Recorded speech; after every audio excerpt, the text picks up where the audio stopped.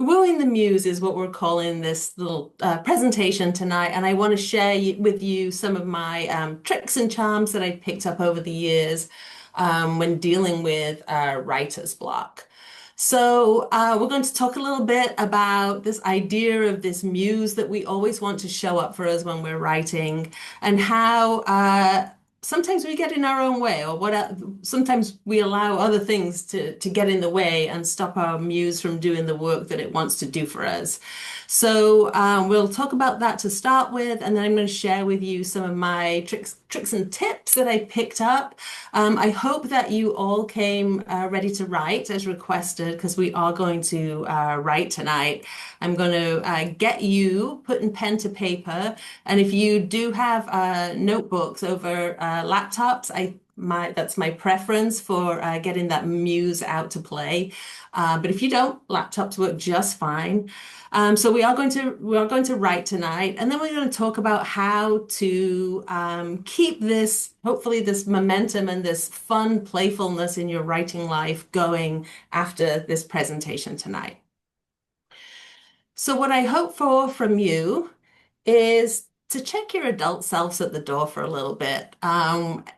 We take it all so seriously, and it is serious, but sometimes when we get stuck, getting our grown-up selves and our sensible selves out the way is going to allow us to play again and discover our stories, which are there just waiting to come out, but we just need to get in that playful mood to get them out. So that's all I ask of you this evening. Okay, so let's talk a little bit about writer's block and how we sometimes get in our own way. So this is what I think a lot of us might feel like sometimes when we're working on our project and the plot won't come and we don't know what our characters are doing and we're trying to find the right words, and it just sometimes feels so grim that we wonder why we're even bothering to write in the first place. And so what I want to talk to you about is this idea of the joy of writing. So I want to tell you a story about probably a good 10 years or so ago. Actually, a little more than that, probably like 12 years ago, I almost quit writing. I just had it. I had written a memoir that had done pretty well, and I'd written a nonfiction book that had done pretty well. And I had this novel that I thought was good. I loved it, but I had queried it and just, I got some interest, but just no bites. And then I had this other story that I knew, those stories that sit with you and they just don't leave you alone. But I couldn't find the way into it. I didn't know whether it wanted to be historical or contemporary or adult or YA. I didn't know what it was. And I was just stuck. And I thought, you know what? This is ridiculous. I've got 2 degrees in something not related to writing. I should just go get a real job and forget that I ever had this idea that I could have a creative life. And then at the time, I was living down in Los Angeles, and I'd been taking classes at UCLA writers program. And years back, I'd taken a screenwriting class with this teacher who was so great. And I'd always wanted to take another class with him, but it never quite gelled. So I just happened to look in the catalog and see that he was teaching a 6-week class called The Joy of Writing. And I thought, well, I don't see much joy in this, but I really like this guy, so I'm going to take his class. And so off we went. And he was originally a playwright, and his mantra was that if you're going to be a playwright, you need to play. And he brought that out of all of us. And so he shared with us a lot of writing prompts. We started every class with a warm-up exercise where it's like you set your timer, you go. And over the course of these 6 weeks, slowly, the story that I had been thinking about started to crack open. And I remember one day after class, he said, can I talk to you after class? Will you walk out with me? And when we walked out, and he said, where do you come from? And I said, well, I come from England. And no, no, no. He said, where do you come from? Like, what's your writing history? And so, I told him my whole story. And he said something along the lines of, don't worry about it. Just keep writing. Your stories are good. Just keep writing. And I remember going sort of, thank you. And I walked to my car in the parking lot and got in my car and shut the door and just sobbed. It was ridiculous because he had just he just told me that thing that I needed to hear, which is, sometimes you get stuck, sometimes your books don't get picked up, but if you love writing, you keep showing up, you find that joy, and you find that way to just keep your writing going. So that's a little bit, if I can infuse a little bit of that in you tonight, I will have done my job. All right. So for me at that time, what the thing that was getting in my way was confidence. I had this book that didn't get picked up. I had this book, I didn't know what to do. So my own personal confidence was stopping me from finding my way into my writing again. And there's lots and lots of reasons that we get stuck. And maybe some of these are looking familiar to you right now. So some of them can be really personal, like confidence, like fear, like even guilt that your writing is like not something that you should be spending time with. You've got other priorities. Maybe you've got your motivation is just lacking or your energy right now, for goodness sake. Maybe it's more to do with the story. You've got no ideas, or you just stalled in your story. You don't quite know where to start. But some of our blocks can be external as well. We're all busy, finding time to write, finding, taking that time for yourself in this creative work when you have so many other priorities. All of these things can stop us from actually getting words down on the page. So take a little minute, if you would, and just write down some of the things that are getting in your way right now. Some of the ways that you are finding that your writing isn't flowing, that maybe you're not coming to your notebook or your laptop as often as you want, your story's not coming. I'm not going to spend too long on the exercises today because we have got only a finite amount of time, but hopefully you'll think about some of these exercises after you go home after class and finish sort of writing about some of these things. So I want to talk about the antagonist. And we all know if you write fiction or even if you write memoir, you have an antagonist in your story. But what I'm talking about is this personal antagonist that we bring along with us when we sit down to write. And it's this little guy, this little person, this little thing that sits on your shoulder and sort of tells you all the reasons why you shouldn't be writing. And this is an old picture that you might recognize somebody in that picture, probably because they've got exactly the same haircut now, minus the bow. But this was me at about 12 years old. And this was the school production of The Wizard of Oz, and there I am playing Dorothy with the Tin Man. So this was a big production that the school did, and everybody wanted to be a part of it. And so my friend and I, we went down to the auditions, and we auditioned for absolutely every part. I mean, we skipped down the hallway, we sang, we acted, we auditioned for Scarecrow and Wizard, everything. And we all knew that the big roles had been cast already, and yet I landed this role, and I was so thrilled. It's like, oh, this is it. This is great. So I went home and told my mom, and I remember I walked in the kitchen. She was making dinner, and I said, "Mom, you never guess what happened." "No, what?" I said, "I got a part. Guess what part? Guess what part?" So I said, "I got Dorothy." And I remember my mom turned to me and she said, "Oh, well, that's great. Just as long as it doesn't get in the way of your schoolwork." And I just remember this huge deflating feeling. My mom, she had the absolute best of intentions that she wanted me to do well, get a good job, have a good life, have an easier life than she had had.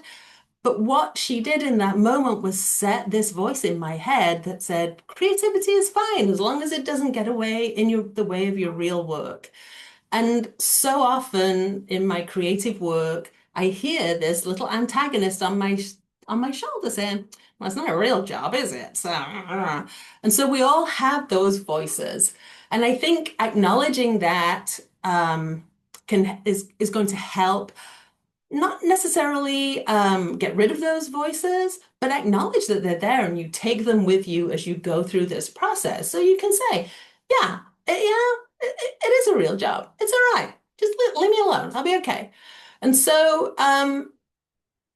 we have all these stories in our heads that we've picked up through our travels, and nobody cares about your stupid story. You're too old to get published is one I think a lot of us have heard. And who do you think you are? And how's this going to pay the bills? And well, you're not a real writer.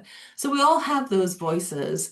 And so I'd like you to think about what are the voices in your head. And this is a little picture of my antagonist. So I fully acknowledge that I am not, I do not draw. I can draw, but obviously not very well. But this is my little guy. And to me, he looks like this. I mean, he's really cranky, he's spiky, but he's just at the end of the day a cartoon character. But he's here and he's telling me that the creative work isn't real work. He tells me that I'm not a real writer and that he can't spell. Um, and he says all these things, and we all have these voices. So if you're feeling like drawing, I'd like you to draw your own antagonist and what that person might look like that you carry around with you, and what some of the things are that they say to you that perhaps aren't the most helpful thing. And if you want to put some of those in the chat, if you feel like sharing, I know this is pretty personal stuff. But if you do feel like sharing, it'd be great to see some of those in the chat.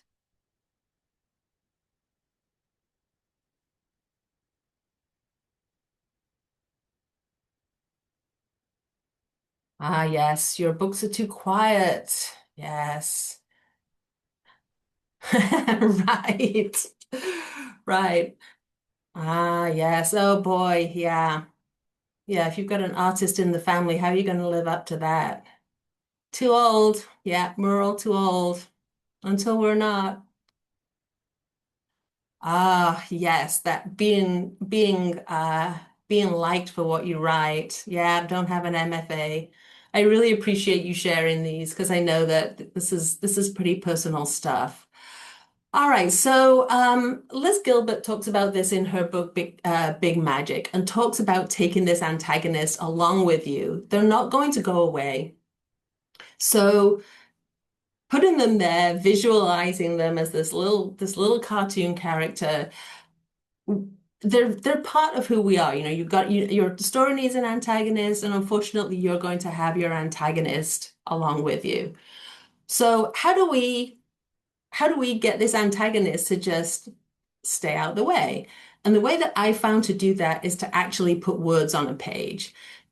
Right, but Lisa, the whole problem is I'm stuck because of this antagonist, so how am I going to put words on the page? All right, good. I'm glad you asked. All right, we've drawn your antagonist. So my golden rule is to write for yourself first. And yes, you have to consider if you want to be published, you have to consider where your book is going to end up. You have to consider your market and all that kind of good stuff and the various tropes of your genre or whatever it is that you write. But when you are stuck, we want to get back to writing for ourselves first. So I think it's really important to just take a little step back and think about why you write. Like, why are you here? What started you off in the first place? What is it about writing that makes you keep going when it's so flipping difficult? So we all have our reasons. So take a couple of minutes and jot down some thoughts for yourself about why you write.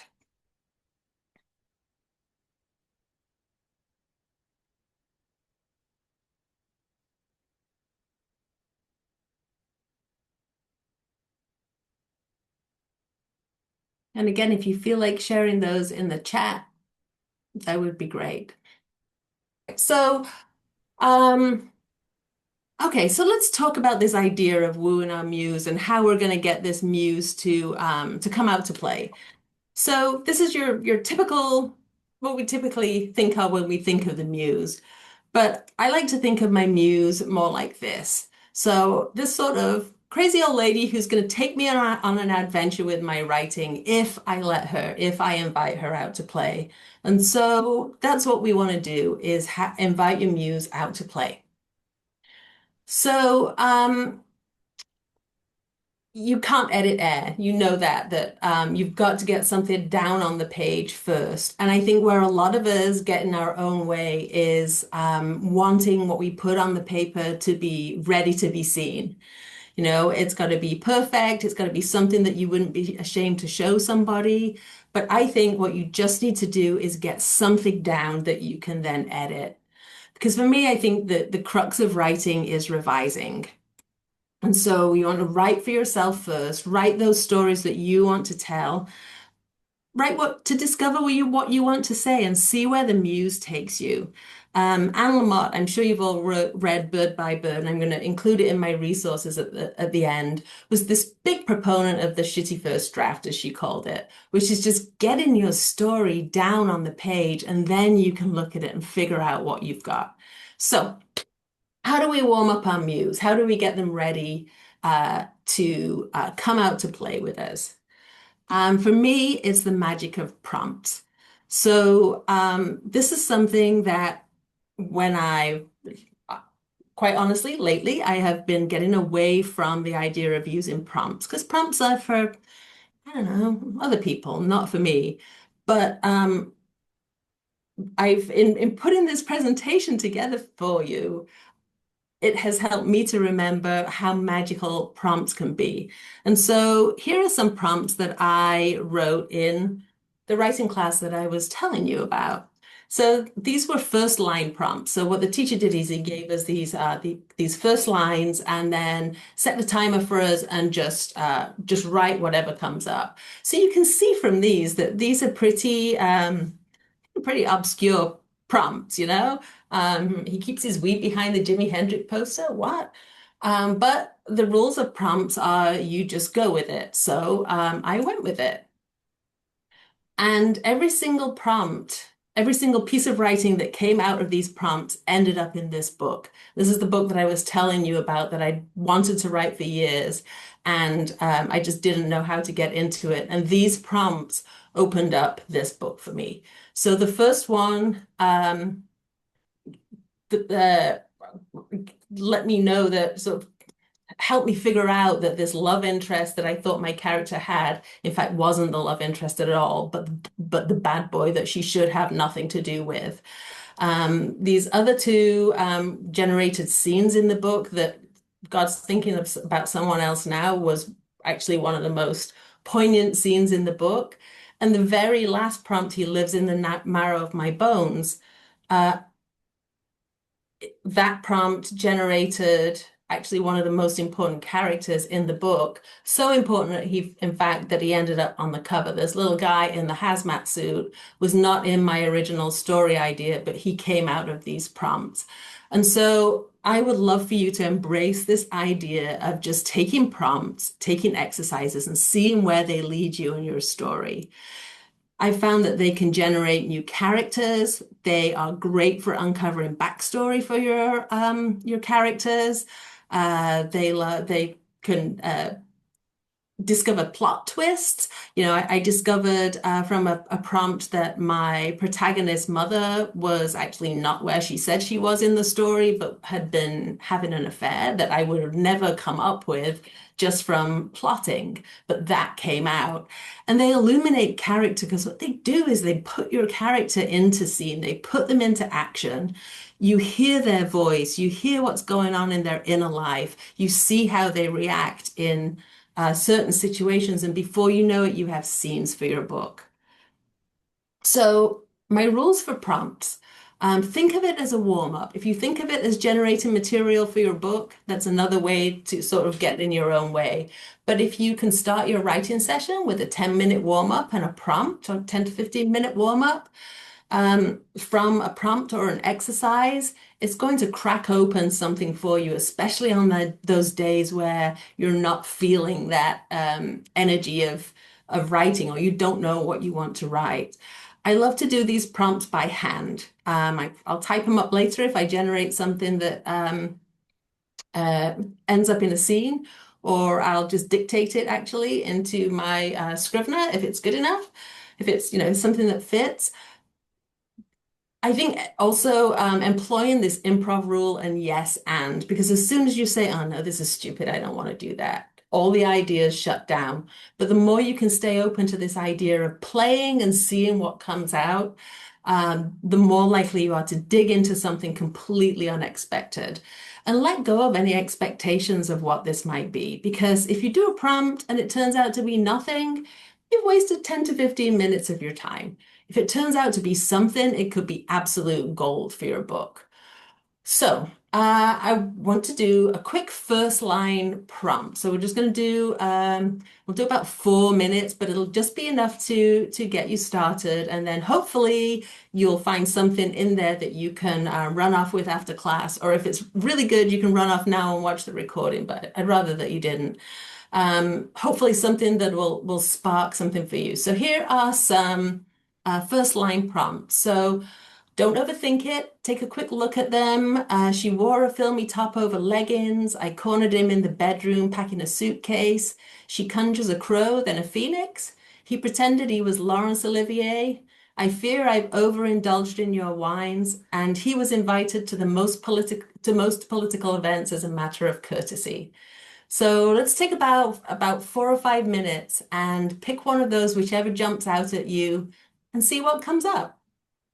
All right, so these prompts, when I was putting these together, I walked around my office, which I'm sure some of you can relate, has got stacks of books all over it, and I picked up 6 random books and opened them 2 pages and picked out a line that looked good and made it into a prompt. So you don't have to go searching all over for prompts. And for me, I love these first line prompts because I think I'm a fan of like situational prompts as well, where you set up a situation and or write about a time when such and such happened.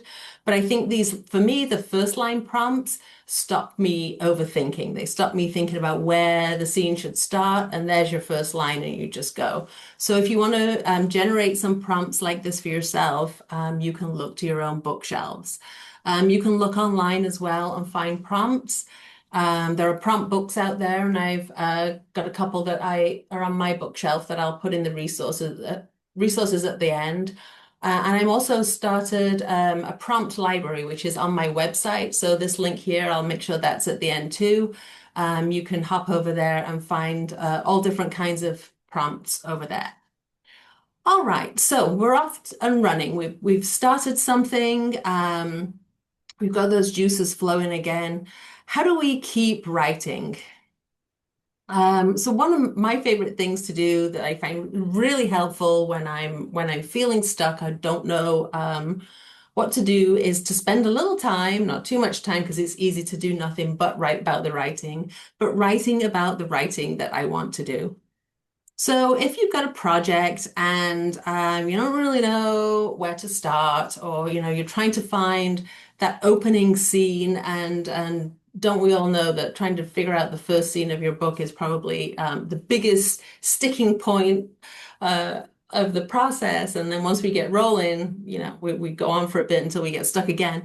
But knowing where to start. And so one thing I like to do before I start even a short story, or especially with a novel, is start with everything I know, and literally making a list, get in a notebook, and write down everything that I know about this story. Who the characters are, what I already know about them, if there are scenes that I can envision, even though I don't really know where they might go yet, what kind of conflicts might lie ahead, what trouble this character is going to get into, who's going to cause that trouble. If there are themes or ideas you want to explore, getting all that down in one place so that you have in front of you what you know about this project. And then, of course, the next thing, the follow-up, is to write down what you need to discover. So perhaps you need to know more about these characters. What aren't they telling you? One of my favorite exercises is to sit one of your characters down and say, "What are you not telling me?" And then start writing. And it's amazing sometimes what comes up.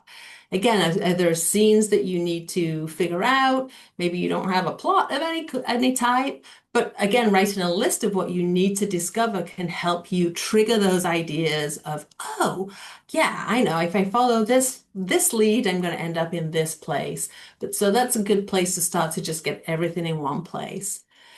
And then you've got to start somewhere. And it doesn't always have to be with chapter one.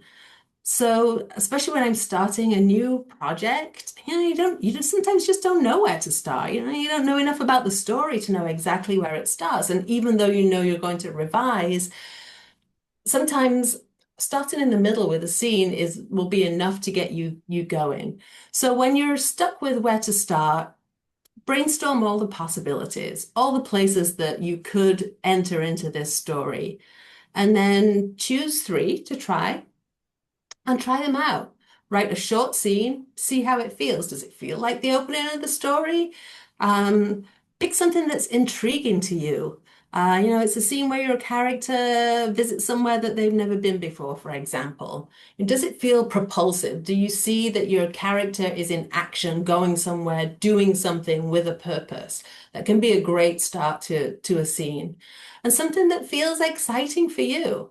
And if you are sort of thinking, start to think of the shape of your book, when you're thinking about where this story or this book might end, what are some of the places that could mirror your that possible ending? So where, you see where your character ends at the end of the story, in that case, where are all the places that they could start? So you're sort of thinking backwards. So it's just entering your project from a different place that might not be chapter one.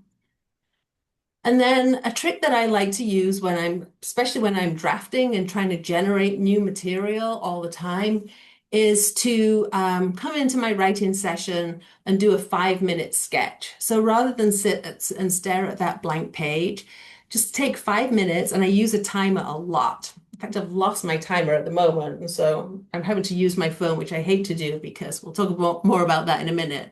But it's such a distraction. But set a 5 minute timer and sketch out what you want to write in this scene. So you're sort of pre-writing what you need to know about the scene. So know what your character wants going in, know what some of the conflict could be, maybe know what the outcome needs to be if you know where that character then needs to go in the story. And what are you trying to accomplish in this scene? Um, I use this all the time if I'm coming in and I don't have a clear picture in my head of what the scene needs to be.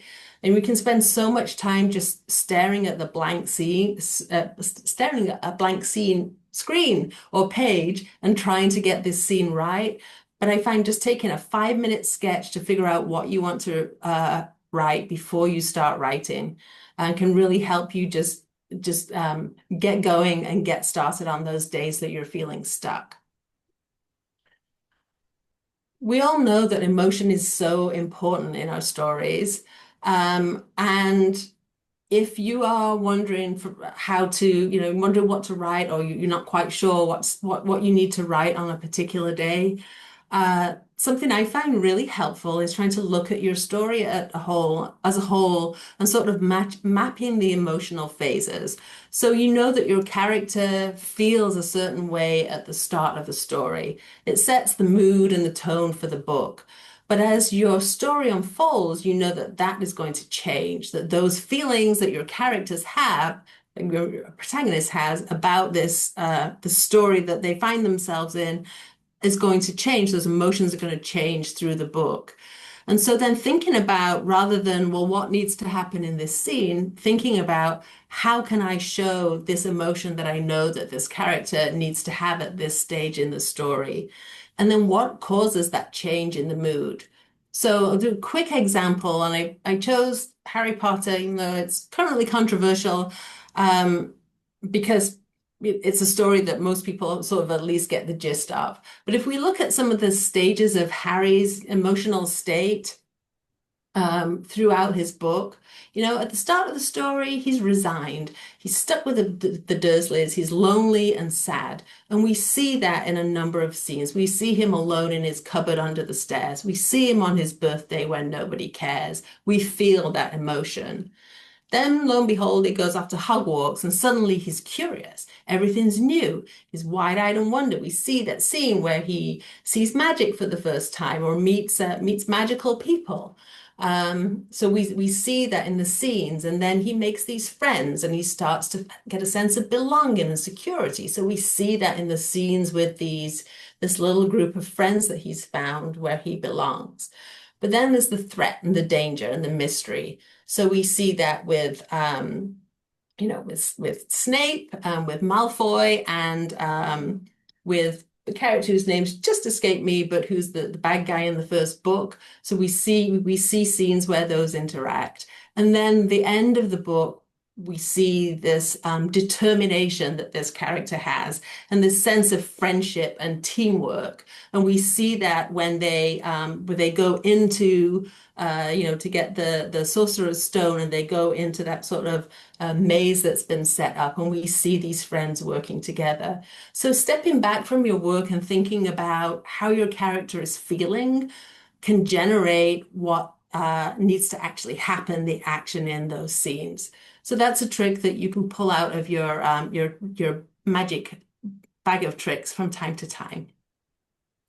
So when you're getting started, we need to get to know our characters. And you can always find character bios where we can get all everything that you need to know about your character. But I find it much more productive to write scenes, not bios. At some point, you may have to go back in and get all the details down. But when you're first starting out, I love to write scenes that show the character.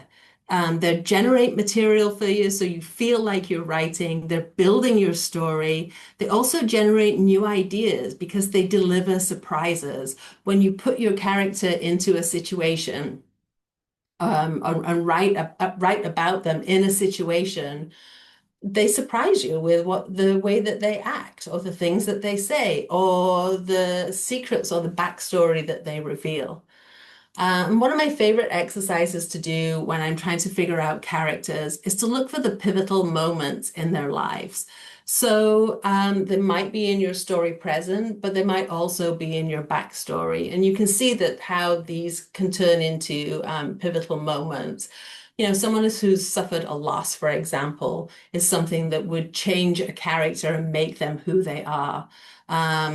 A time that they were terrified or humiliated. I mean, we've all had those times in our lives that have made us who we are, or when a secret's been revealed. So take a couple of minutes, but we won't do an actual scene, but to think about the project that you're working on and some of the pivotal moments that perhaps your characters had in their lives that's made them who they are in this story. Just jot those down and feel free to drop one or two in the chat if you'd like.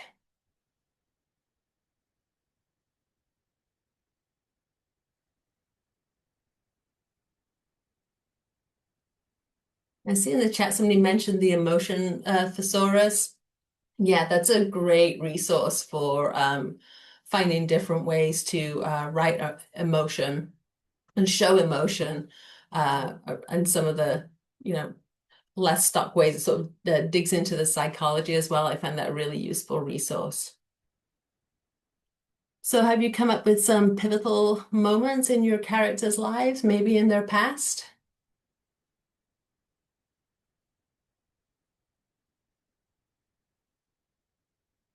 Okay. So once you've got this collection of moments and use these to generate a scene, put your character back in that time and place and see how they react, see how they change in that moment. And there's a bonus exercise. If you can find a moment in your story present, in your current story, where that pivotal moment from their past comes back to haunt them, bonus points. So the goal here is just to keep generating material until your story starts to come together in your head and you are getting past those blocks and you know what you want to write, and your story's gaining energy and you're gaining energy and the plot's getting momentum and you're off to the races. So some more ideas for sparking scenes when you're feeling stuck. Try to stay curious.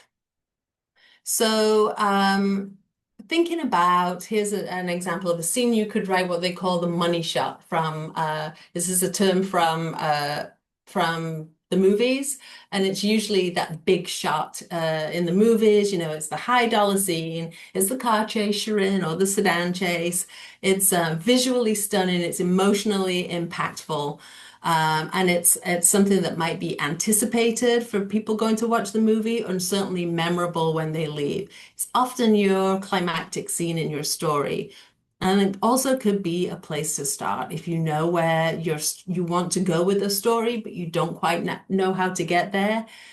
These scenes are usually really fun to write because they are, there's so much that's going on in them emotionally and action wise, if that's your kind of story, that they can be really fun to write and then build your story to that point. Of course, we all know that conflict is really important in our stories. And conflict doesn't necessarily mean an argument. However, putting your characters in an argumentative situation is a really great way to learn who they are. Firstly, it creates tension in your story, of course, and propels it forward.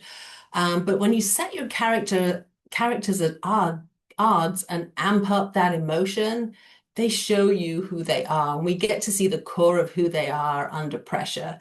And that can be really fun because there's nothing better than watching somebody behave badly.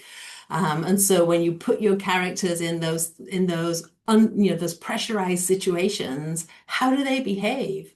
It's a great way to generate some new material and keep your readers engaged, but also to really get to understand your character. So in the interest of time, I put this exercise in here, but hopefully this is something that you would try after the class rather than now. Take two characters from your story and put them in a room together, or a car, or a bank vault, or a hobbit hole, or whatever it might be for your particular kind of story, and then start an argument between them and see what happens. And if you need ideas for what your characters could argue about, here are a few jumping off points. So the in-laws, always a great source of argument. What to watch on TV, an impulsive purchase, a secret unexpectedly revealed, politics, a lie that someone's told, maybe the kids, yours, or somebody else's, um, or a shared memory. Um, that's always a fun source of conflict between two characters when they have a shared memory that they both see differently. So think about this when you sit down, and I would love you to write that conflict scene between your characters and let's find out what they're made of when they get into an argument. So as we're generating these new scene ideas, we're always looking for progress, not perfection.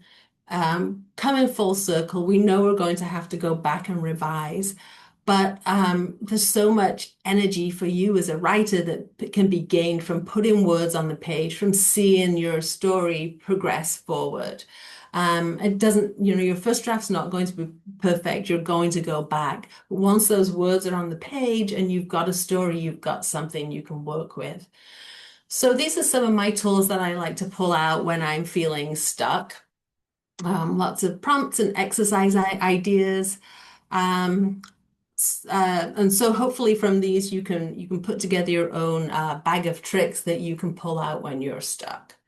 So how do we look after this muse? How do we keep this fickle muse of ours showing up when we need him or her and generating new writing ideas for us? So this is where we come into this idea of playing and not taking everything so seriously. How can you make writing a game for yourself so that it's fun to show up for? Remember Pac-Man? A long time ago.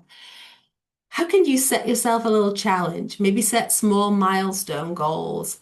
I'm a big fan of making charts. Is that childish? Yes. Does it work for me? Absolutely. Because every day at the end of my session, I can check off whether it's a word count or a scene.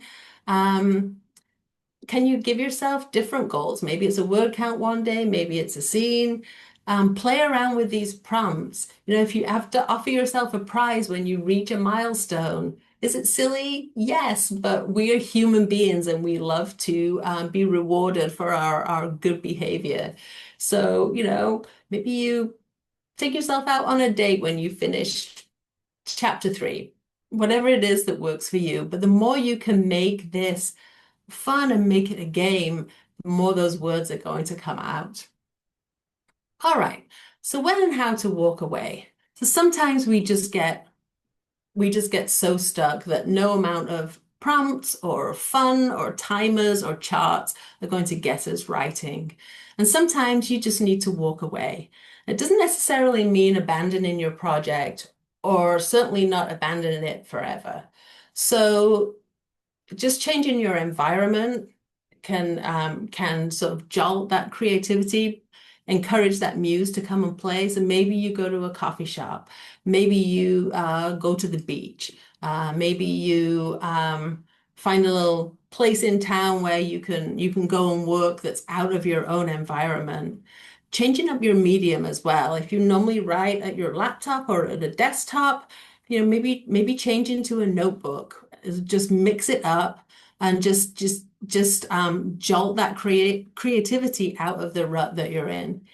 Even changing genre. I mean, Dorothy said that she just picked a prompt and it turned into something that was more like fantasy, which is not what she normally writes. And so, go write a poem, go write a sci-fi, find a prompt, just see what comes up. But mixing that up is going to get you out of that rut, hopefully, and get you back to your own writing. And finding a buddy, writing can be such a lonely practice. And sometimes that's what we want. I mean, I think many of us are perhaps introverts at heart, and enjoy our time alone and our time in our own heads. But when you get stuck, finding a buddy to go work with, maybe you meet for coffee and write for an hour, mixing up your daily routine can shake things up for you. Um, if it's still not working, maybe it's time to put your project down for now. Not forever, just for now. Take a little vacation from it. Take artist dates. That comes from the Artist Way, Julia Cameron's Artist Way. Get yourself out and see different art. Get yourself to a museum or an art gallery, or wander into the library and find a book on a different subject. Literally walking has been proven to be a sort of meditation and help your thoughts settle. And a lot of us walk, but sometimes we listen to podcasts as we walk, or we make phone calls. But I find that walking away, taking a walk on my own, just alone with my own thoughts, can really help to settle things, and ideas come up when we don't expect them. And then just writing for fun. Putting your project aside and just writing something silly, writing a short story, writing a poem, just something that you have no expectations for and is not tied to your bigger goals of publishing. It's going to shake up that creativity again and make you find the fun. And if it's not writing, maybe it's a new creative outlet for a while. Maybe you work on your drawing skills, or you take a singing class, or something that is just different and creative that can get you feeling like, again, that you are, that you are a creative person and that you have that creativity within you. So if you're looking for inspiration, browsing the bookstore or library, not necessarily for novels, but to find subjects that interest you. I love to walk through the nonfiction section of my library and just kind of browse and see what jumps out of me. Not necessarily looking for research books for my project, but just looking for something that catches my interest. Keep feeding that curiosity. I like to get magazines sometimes from the library on topics that I don't necessarily know anything about. But a whole book idea came once because I wandered into the library and picked up a copy of Psychology Today, and saw a little story in there that sparked an entire book idea, but it's not a magazine that I wouldn't have normally picked up. But take yourself out for a mini adventure, whatever that adventure looks like for you. And try and engage all your senses as you're out. Look at the different colors, listen to what you're hearing, engage all your senses, and just sort of let yourself sink into your environment. Going people watching is a great way to spark ideas for stories as well, because there's nothing so strange as people. So if you can sit with a cup of coffee and just watch the world go by somewhere, take your notebook, write down what you see. All these things I think are great ways to get your inspiration going and generate new ideas so that when you do finally come back to the work, hopefully you've got new ideas to play with. So think about what your muse might need to become playful. What are some of the things that you might want to offer your muse to spark your inspiration, tap into a different side of your creativity? If you've got some ideas, I would love you to drop them in the chat and maybe they'll spark inspiration for some other people too.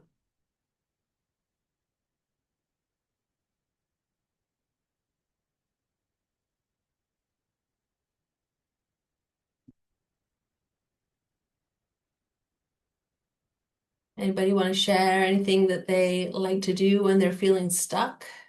Writing in different environments? Great. Nature. Yes. Nature, I'm with you, Dorothy.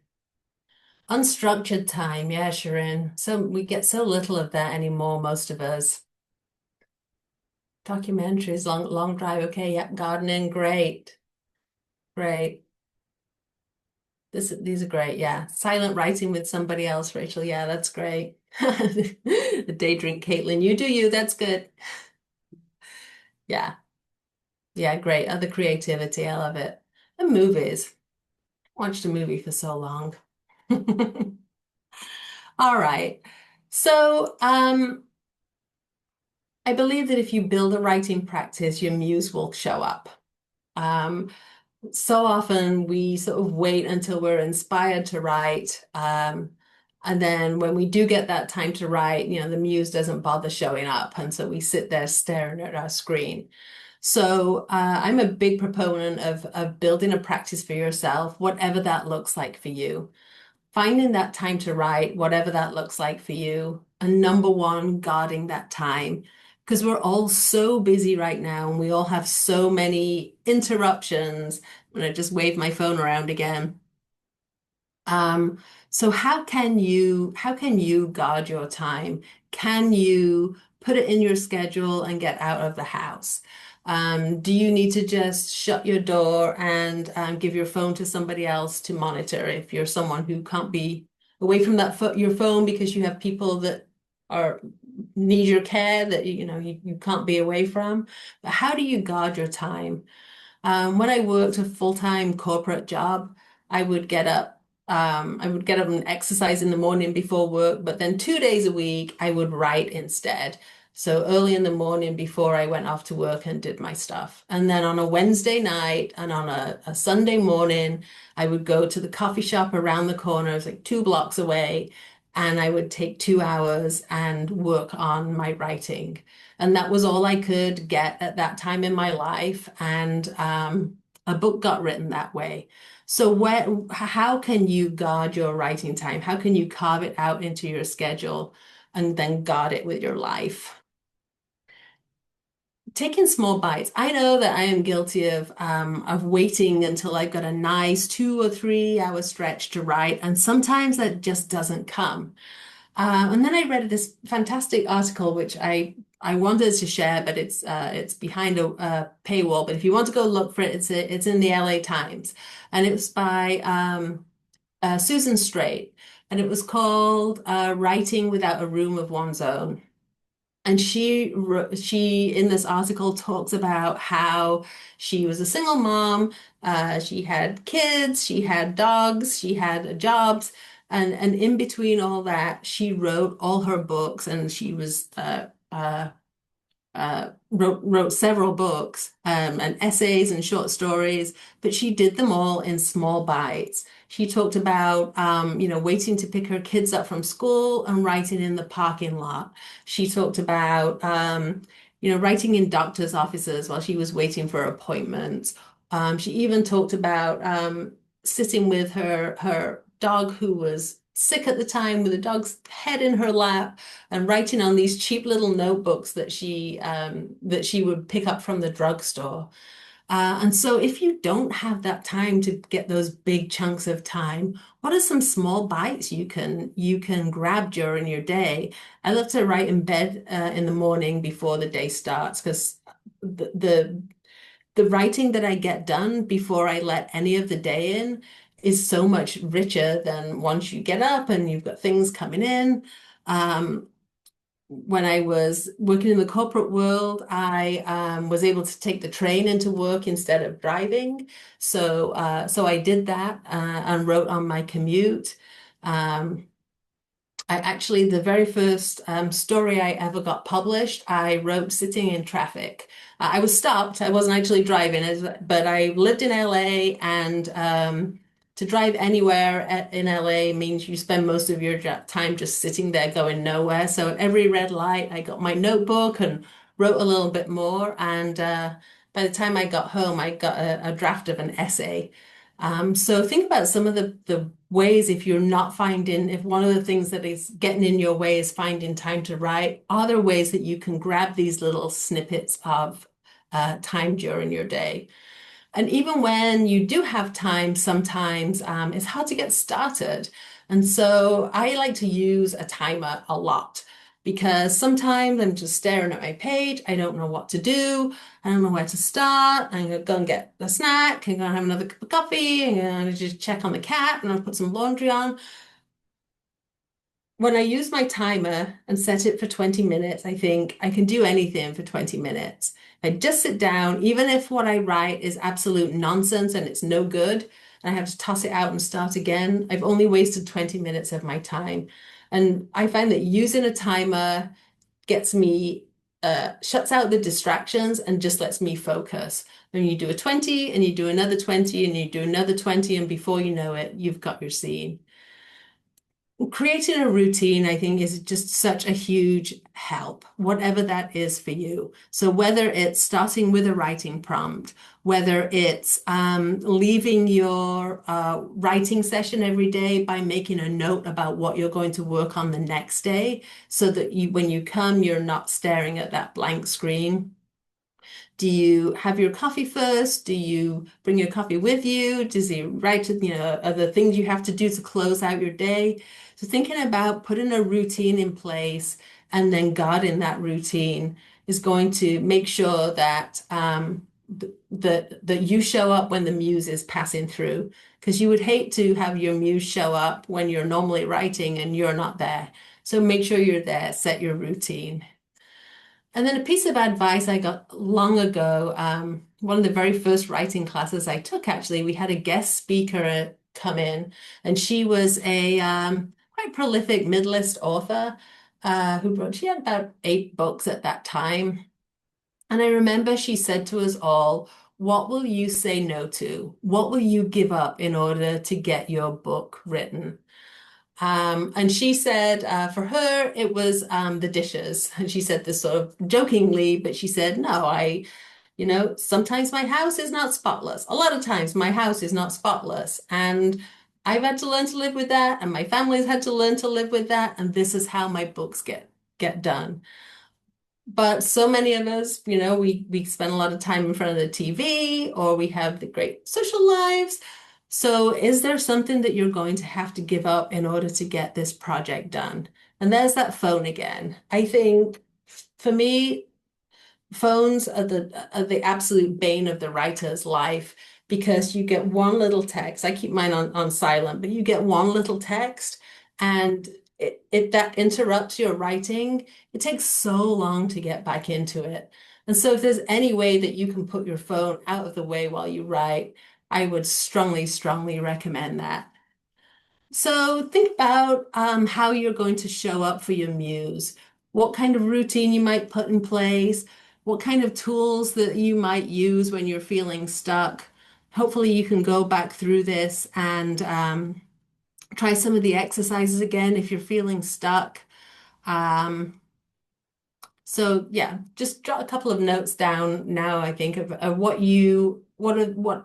tricks or what kind of writing life you might need to set up for yourself to get yourself writing again. I'd love you to share those again in the chat if you would.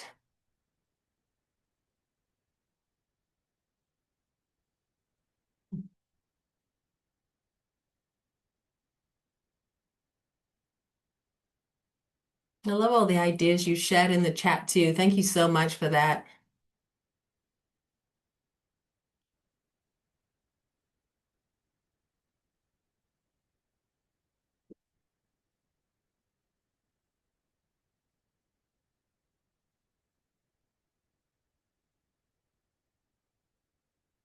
Yeah, writing conferences are a great way to get yourself focused. And expectations from a long-time writing group. Yes to them.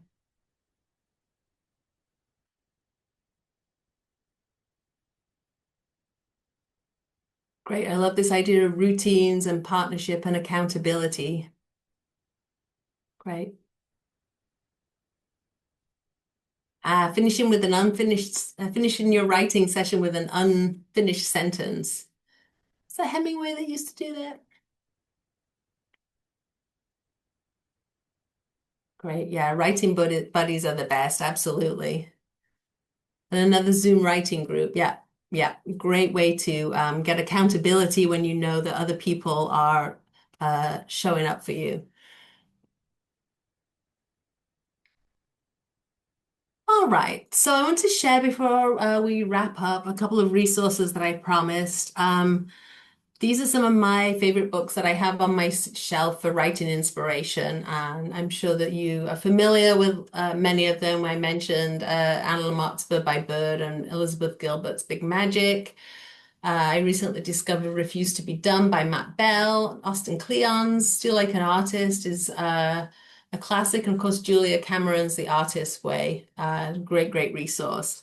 And then a couple of books that I can recommend or have been recommended for other ways to get past writer's block. On Being Unstuck by Lorraine Herring is a sort of a kind of a Buddhist approach to writer's block that you might find appealing. Barbara Abercrombie, her Kicking in the Wall is a year's worth of writing prompts. Barbara was a memoir teacher and writer, so a lot of those are particularly good for memoirists, but can be adapted to fiction. And Julie Sullivan just shared Pen on Fire, A Busy Woman's Guide to Igniting the Writer Within, Barbara DeMarco Barrett, who has a great podcast, by the way, if you want writing inspiration, Writers on Writing. Great. Okay, good. So I mentioned that I have put some of these prompts on my website. So hopefully if technology works, this link will actually be live. So you can click through to that. But if not, if you go to my website and go under the little tab that says for writers, there's a Wooing the Muse. And I am collecting there some of my favorite prompts, some inspiration. You'll see some of the prompts and exercises that I mentioned tonight. I'm going to be updating that regularly. So feel free to check in. And if you subscribe to my newsletter, I'm going to be adding the new prompts to that. So that's a monthly newsletter. So this is where you can find me if you don't know where to stay in touch with me. LisaManterfield.com is my website. You'll find my newsletter on there, and you'll find me on most of the social media channels, certainly Instagram, Facebook, Blue Sky at Lisa Manterfield author. Okay. Questions. We have some time for a Q&A. I'd like to throw that open. Stop sharing that. Feel free to just raise your hand, or if you can't find the raise your hand button, jump in with questions.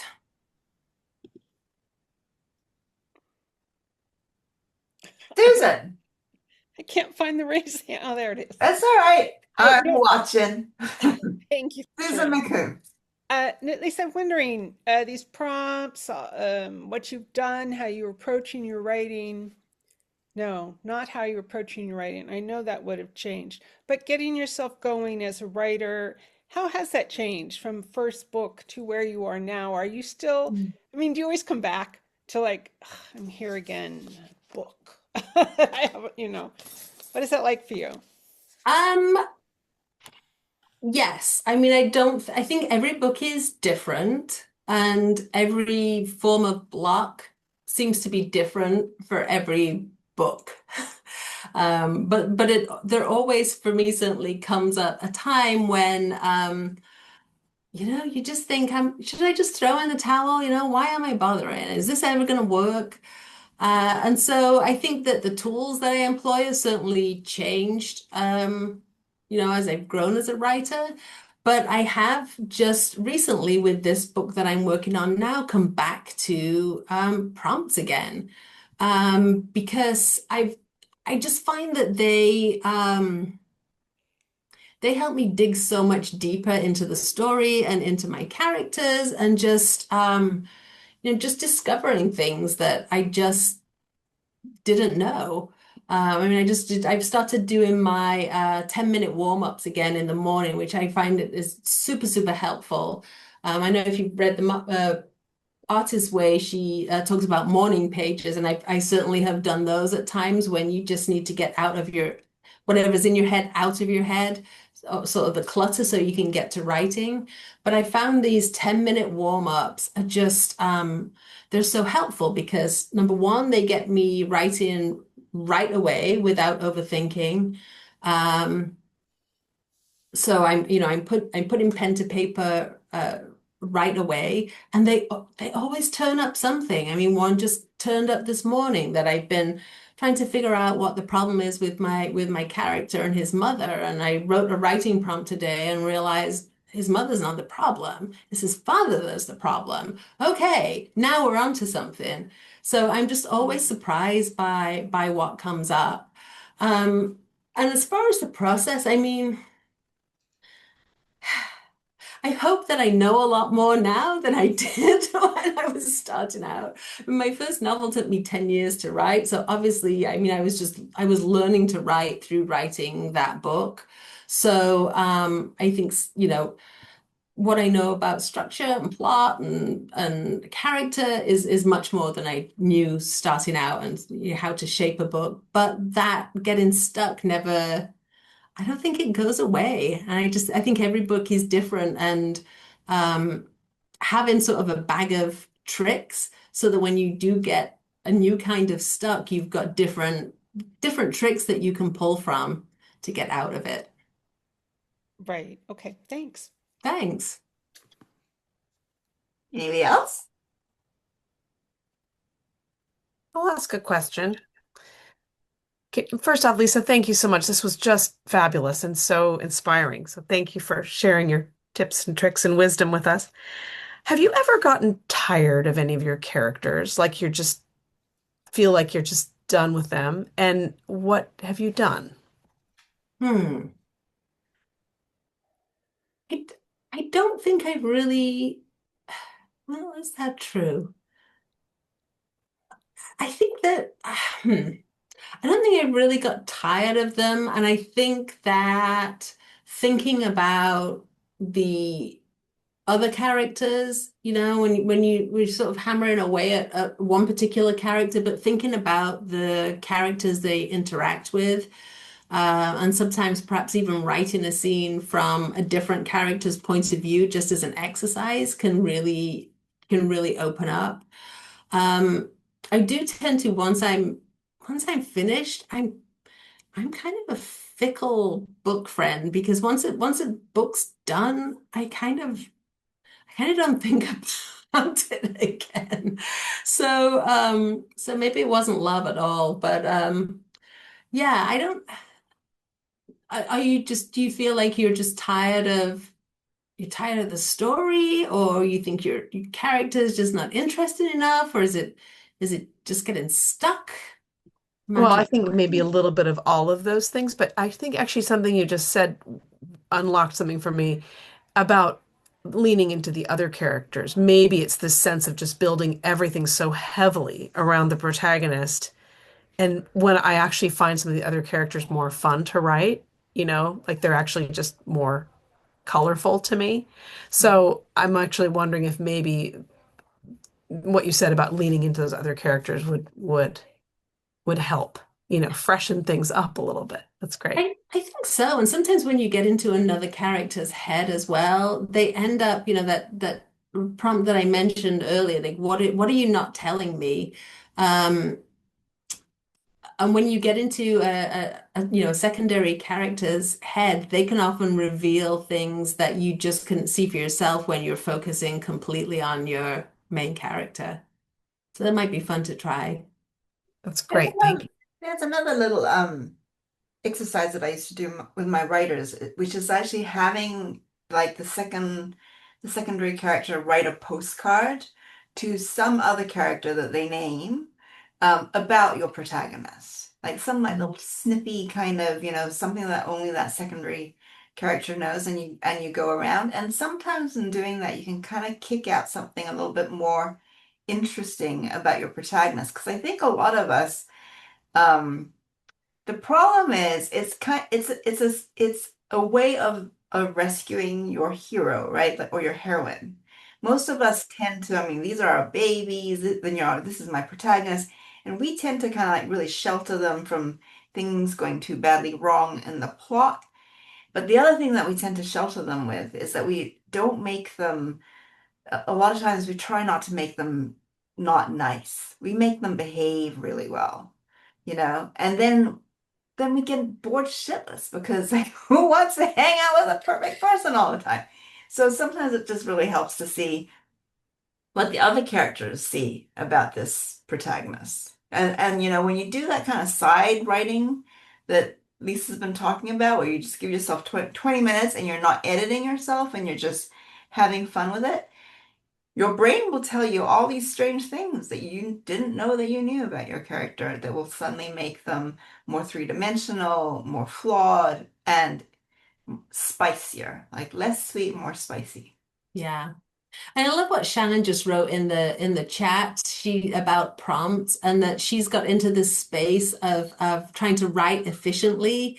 And I think, when you've got a publishing goal on your mind, you've just got to get the book done, and then you got to get the next book done. And that, I think, for me is why I've gone back to prompts and exercises recently, is because I found myself falling into that same rut of got to get the book written, got to get the book written. And firstly, it takes all the joy out of writing and you just become a machine. And if I was just going to, work on a production line, I would, go and get a job with health benefits and then a regular paycheck. So if I'm just going to be working, then it's, I'm missing the point of choosing this creative life. And so I think, yeah, that giving yourself permission to play around the work and not worry that whether what you write is going to, be in the final book or in the book at all for that matter. Mm-hmm. Me again.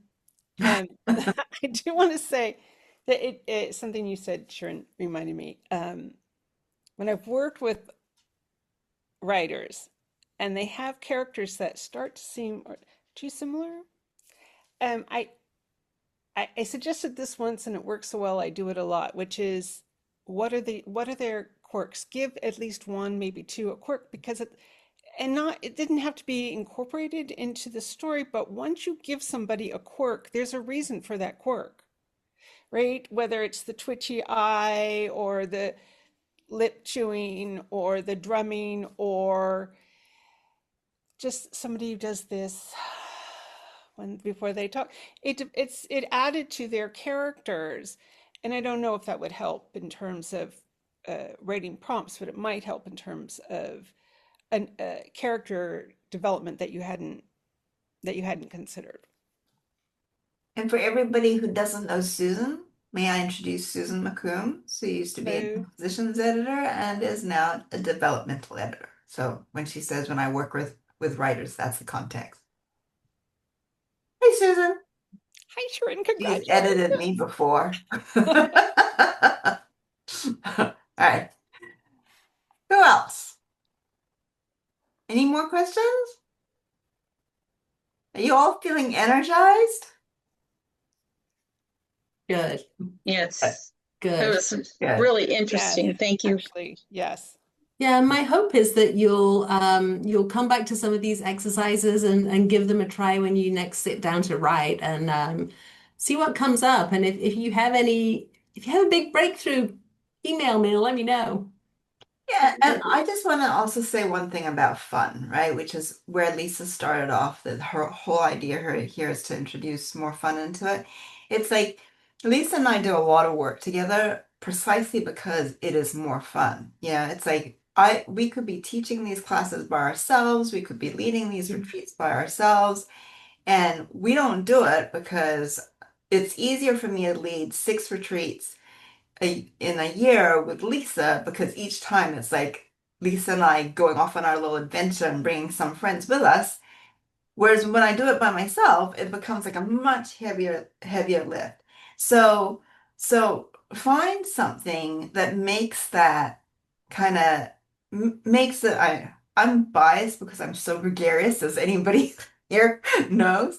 So for me, it's like making teaching a social thing, making retreats a social thing, making writing. Like we are very good. Have had for years now a silent writing group where we pop in, starts about 7, ends about 11. Nobody really talks to each other unless you're the first two or the last two, and then you tend to cheat a little. But apart from that, No, the no, three you tend to people. cheat a little, Shirin. Everybody else just shows up and writes. Anyway, we're all good. We're quiet and we keep writing. But if it wasn't for that, it's like it ties my butt to my chair and gets me working so much better because it's like, oh, even though I'm not talking to them, I'm gonna go meet my writing friends now. I'm gonna go, we're all doing this writing thing. I know all these books that in this little Brady Bunch collection of squares. I know all these books. I'm so excited that they're seeing progress. It completely changes the vibe for me. So it might not work for you. You might be like an introvert who thinks, God, I actually had lunch with one yesterday. Who was like, Sharon, I don't know how you do this. But I think that for me, and so maybe for 50% of you, it's if you can make it more fun by making it kind of more social without like losing the momentum of getting the writing done, it just helps. To me, it helps immensely. It really just. I'm facing right now a 100,000 word edit, and it's like the thing that's going to plant my butt in the chair tomorrow morning is to know that Lisa and Jennifer and Jamie and the regulars will be there, and I I'm going to show up. So And even if you're more of an introvert like I am, if you can find a buddy and that's like a text accountability buddy that said, all right, we're going to write on Wednesday nights from 7 to 8. And I'm going to text you and I'm going to let you know that I'm in my chair. And then at 8 o'clock, we're going to text back and say, yeah. And so when you have that accountability and somebody who knows when you're going to show up as well. It just makes it so much easier to show up for your work when somebody's waiting for you. Because, one of the messages that sometimes we all hear is, well, nobody cares about your stupid story. Like, so what if you finish a book or not? Like, who's waiting for it?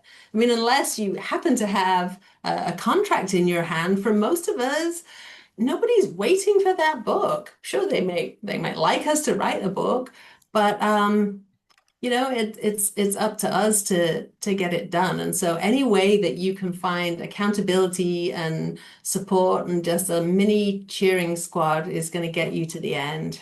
yeah, validation because Did you see Debbie DeVoe did that on Facebook? She She used a did. whole She did. Facebook group to say, all right, this is how many words I'm doing, and this is how many I need a day. And Debbie has been working on that book for I don't know how many years, and something clicked for her in the last year, and she's been holding herself accountable to somebody, and she's posted on Facebook and said, "I'm finishing my draft, and I want you to hold me accountable." And she did. She finished it. 6 years. So 6 years. Yes, yeah, She finished it amazing. like this weekend, I think. Awesome. Yeah. Yeah.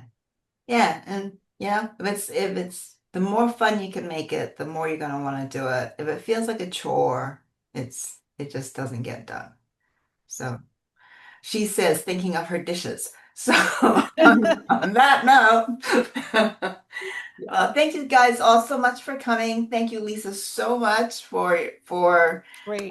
all the prompts and the really fun too. I really enjoyed just that prompt of writing for 4 minutes because and not having it be anything that needs to turn into anything. Yeah, That was yeah, fun too. So yeah. thank you so much. So 5 minute prompts, that's all you need to do. And hopefully you'll take some of these and go away and write something. So I want to thank you all as well for participating and putting things in the chat and playing along with me. I appreciate that.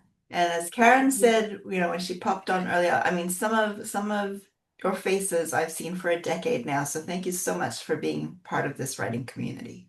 Yeah.